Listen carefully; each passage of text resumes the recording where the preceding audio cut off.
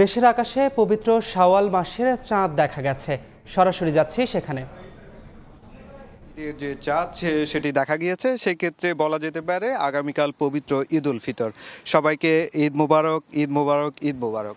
আমরা লক্ষ্য করেছি সন্ধ্যা থেকে কক্সবাজার সমুদ্র সৈকতের বালিয়াড়িতে বিপুল সংখ্যক মানুষের স্থানীয় যারা রয়েছে তারা এখানে চলে এসেছেন এবং এসে তারা আকাশ পানে তাকিয়েছিলেন। এখন পর্যন্ত আমরা যে দৃশ্যটি দেখতে পাচ্ছি, চাঁদটি খুব ছোট আকারে দেখা যাচ্ছে, যেহেতু একটু কুয়াশাচ্ছন্নর মতো অবস্থা বিরাজ করছে, যার কারণে আসলে চাঁদটি খুব ছোট করে দেখা যাচ্ছে। তবে এখানকার যারা মানুষ রয়েছে, যারা ব্যবসায়ী রয়েছে, পর্যটন ব্যবসায়ী রয়েছে, তারা খুব খুশি। আমরা দেখতে পেয়েছি যে চাঁদ দেখার সঙ্গে সঙ্গে তারা একে অপরের সঙ্গে কোলাকুলি কিংবা আলহামদুলিল্লাহ এই শব্দগুলো বলে উঠেছেন এবং অনেকেই আনন্দ প্রকাশ করছেন। সবাই বলছে যে দীর্ঘ এক মাস সিয়াম সাধনার পর এখন যেহেতু ঈদের চাঁদ উঠেছে, সেক্ষেত্রে কালকে ঈদ উল ফিতরের নামাজ আদায় করবেন, সবাই যে যার যার মতো করে আনন্দ করবেন, সেই বিষয়গুলো বলছে। আমরা কক্সবাজার যে ঈদগাহ ময়দান রয়েছে, সেই ঈদগাহ ময়দানে আগামীকাল সকাল 8টায় ঈদের প্রথম জামাত অনুষ্ঠিত হবে।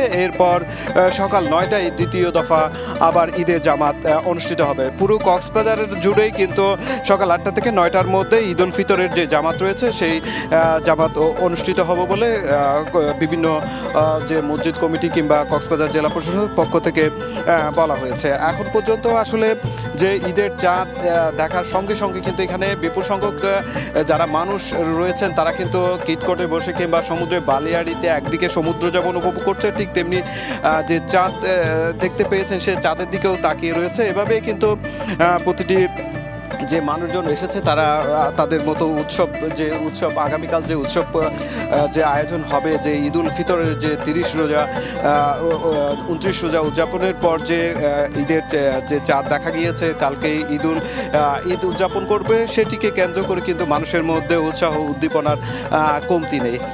আমরা যে বিষয়টি বলতে পারি, কক্সবাজারে দীর্ঘ যে 29 থেকে 30 দিন পর্যন্ত যেহেতু রমজান ছিল, সেক্ষেত্রে পুরো কক্সবাজার জুড়ে একটু পর্যটক শূন্য হয়ে পড়েছিল। সেক্ষেত্রে কক্সবাজার সৈকত পাড়ে যারা ব্যবসায়ী রয়েছেন, হোটেল ব্যবসায়ী রয়েছেন, তাদের মধ্যে কিছুটা যে ব্যবসাটা অনেকটাই নেই বললেই চলে। তবে এখন যেহেতু সামনে ঈদের যে টানা ছুটি, আজকে যেহেতু চাঁদ দেখা গেছে, কালকে ঈদ অনুষ্ঠিত হবে, সেই প্রেক্ষিতে কিন্তু কক্সবাজার সমুদ্র পাড়ে যারা ব্যবসায়ী রয়েছেন তাদের মধ্যে আনন্দ উৎসাহটা বেশি দেখছি। তারা যে বিষয়টি বলছে, যেহেতু এক মাস পর্যন্ত তাদের ব্যবসা হয়নি, এখন যে ঈদের টানা ছুটি আগামী যে 9 থেকে 12 দিন পর্যন্ত যেটি বলা হচ্ছে লম্বা একটি যারা টানা ছুটি থাকবে, সেই ছুটিকে কেন্দ্র করে যেহেতু প্রায় 8 থেকে 9 লাখ পর্যন্ত পর্যটক আসার সম্ভাবনা করছেন পর্যটন সংশ্লিষ্ট ব্যবসায়ীরা।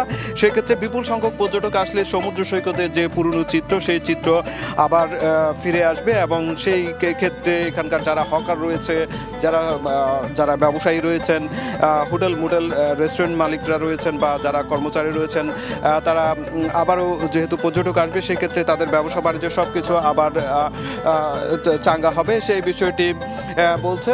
অন্যদিকে ট্যুরিস্ট পুলিশ এবং জেলা প্রশাসন বলছে যাতে পর্যটক আসবে তাদের যাতে হয়রান না হয়, সব ধরনের প্রস্তুতি তারা নিয়ে রেখেছেন। তো এই ছিল কক্সবাজার সৈকত থেকে আমার কাছে সব শেষ। সরাসরি যুক্ত ছিলাম কক্সবাজার থেকে।